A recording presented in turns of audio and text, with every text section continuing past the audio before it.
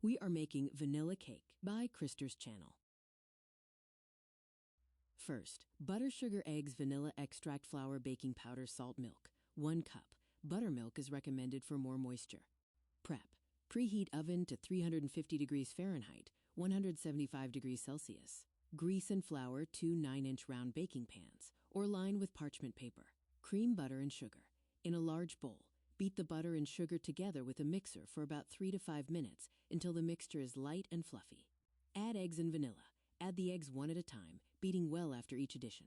Mix in the vanilla extract. Mix dry ingredients. In a separate bowl, whisk together the flour, baking powder, and salt. Combine wet and dry. Add the dry ingredients to the butter mixture in 3 batches, alternating with the milk, beginning and ending with flour. Mix until just combined. Over-mixing leads to a tough cake. Bake. Divide the batter evenly between the prepared pans. Bake for 25 to 30 minutes, or until a toothpick inserted into the center comes out clean.